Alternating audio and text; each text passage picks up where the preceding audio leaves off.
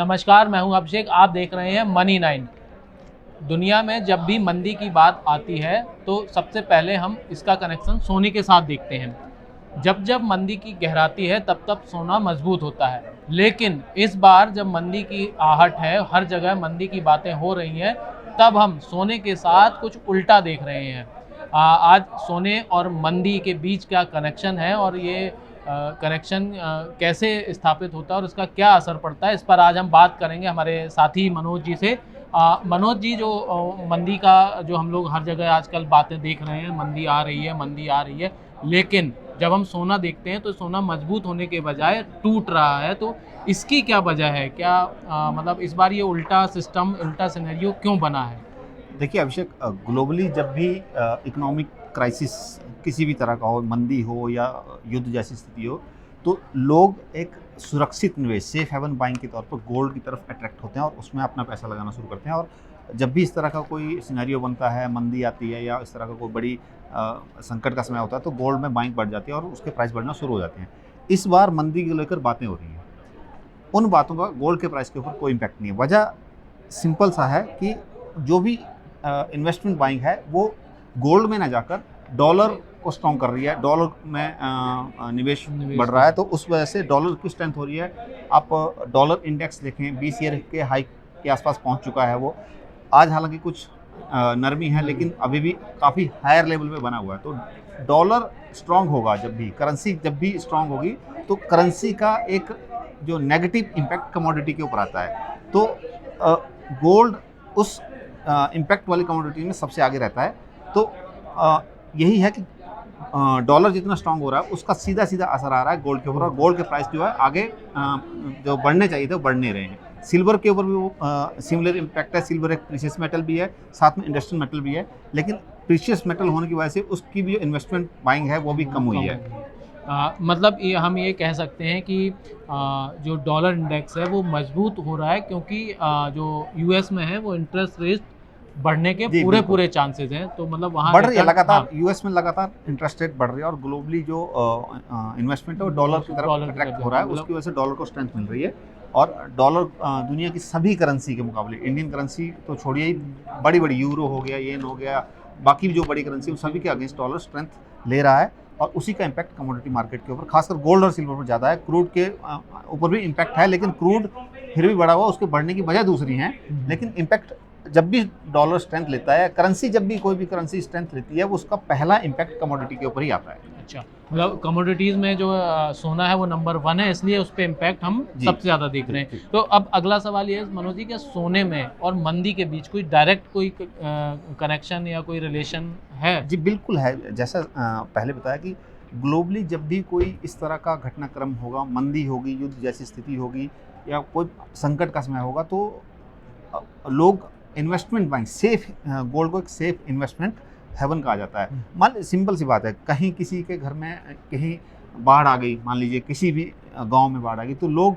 जल्दबाजी में क्या लेके निकलेंगे? जो सबसे इजीली कैरी अपने साथ कर सकते हैं उन चीज़ों को लेके लेंगे। तो इजीली गोल्ड को इजीली कैरी किया जा सकता है। गोल्ड के लिए वो अट्रैक्शन है। ग्लोबली कहीं भी संकट आएगा तो गोल्ड के लिए एक अट्रैक्शन बढ़ता ही है। वही इम्पैक्ट मार्केट के ऊपर भी देखने को मिलता है। मतलब गोल्ड एक बहुत लिक्विडिटी कमोडिटी है, उसको हाँ, बहुत इजीली कैरी हो सकती है। कहीं भी आप उसको कन्वीनियंटली अपने साथ कैरी कर सकते हैं। इजीली उसको करेंसी में कहीं भी कन्वर्ट करवा सकते हैं। दुनिया की किसी भी करेंसी के एक्सचेंज में गोल्ड देखिए, किसी भी करेंसी में आप उसको एक्सचेंज करवा लीजिए, तो वो इजीली मूव होने वाली एक कमोडिटी है। तो इसलिए प्रीशियस है, उसका वो ज़्यादा एडवांटेज देता है उसको कैरी करने में।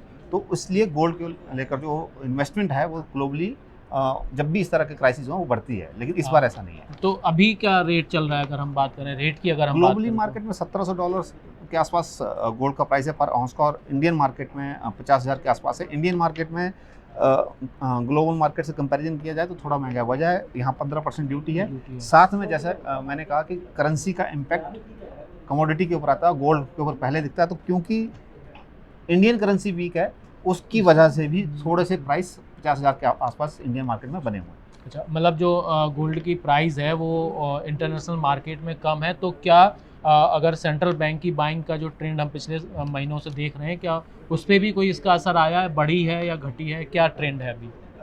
सेंट्रल बैंक की बाइंग लगातार बढ़ रही है, इसमें कोई वो नहीं है। ग्लोबली बहुत सारे सेंट्रल बैंक हैं वो अपने जो रिज़र्व है करेंसी का उसमें गोल्ड की फॉर्म में भी रखते हैं। तो कई सेंट्रल बैंक ने गोल्ड की फॉर्म में करेंसी का जो रिज़र्व है उसको बढ़ाया है। इंडियन जो सेंट्रल बैंक का RBI वो भी लगातार हर महीने अपना गोल्ड रिज़र्व बढ़ा रहा है। मई में आई थिंक 3 से 4 टन के आसपास RBI ने गोल्ड परचेज़ किया और RBI का जो ऑफिशियल गोल्ड रिज़र्व वो $765 टन को क्रॉस कर चुका है।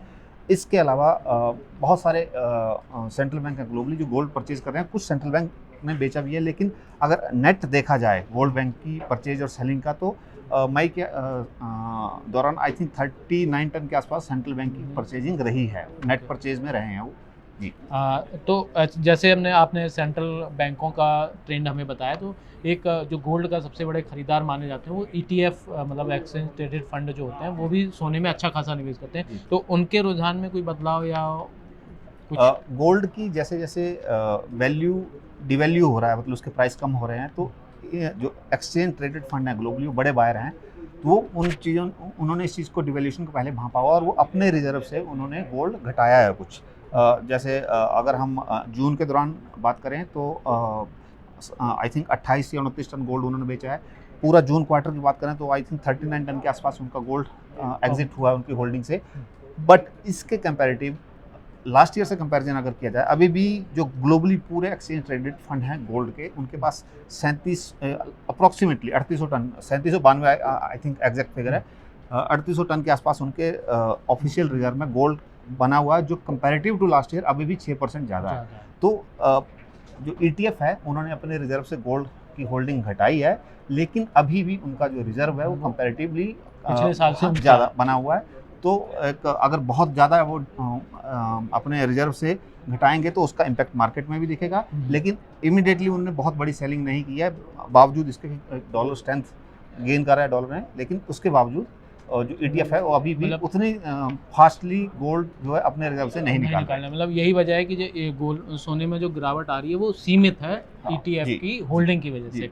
तो अगर आप भी गोल्ड का कोई आउटलुक जानना चाहते हैं, गोल्ड से जुड़ा कोई सवाल अगर आप है, कोई क्वेरी है जिसको आप आपको समझना चाहते हैं, तो एक हमारा Money9 का स्पेशल गोल्ड सेंट्रल प्रोग्राम है जो जिसमें आप जाकर हमारे विशेषज्ञों से गोल्ड के प्राइस पर, गोल्ड के आउटलुक पर और गोल्ड के पूरे मार्केट पर आप एक अच्छा खासा जानकारी इकट्ठा कर सकते हैं। तो आप ज़रूर देखिए हमारे Money9 पर गोल्ड सेंट्रल को, और आप YouTube पर हमारे चैनल Money9 को सब्सक्राइब कर सकते हैं। आप हमें फेसबुक, इंस्टाग्राम, यूट्यूब और ट्विटर पे भी फॉलो कर सकते हैं। और अगर आपका कोई सवाल है सोने से जुड़ा तो आप मनी सेंट्रल में उसे आसानी से पूछ भी सकते हैं। तो हमारा प्रोग्राम देखने के लिए आपका बहुत बहुत धन्यवाद।